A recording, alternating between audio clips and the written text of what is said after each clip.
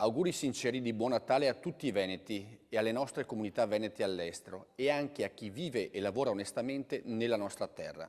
Dice un proverbio armeno che per fare l'albero di Natale ci vogliono tre cose: gli ornamenti, l'albero e la fede nel futuro, qualcosa che ci motiva ad andare avanti e superare le difficoltà e i momenti difficili.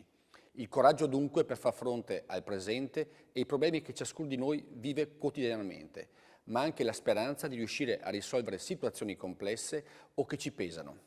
L'augurio che faccio a tutti è quello di poter vivere giorni sereni, sgombri da ansie e da preoccupazioni. Buon Natale a tutti, buon anno e speriamo in un 2017 pieno di soddisfazioni per tutti quanti.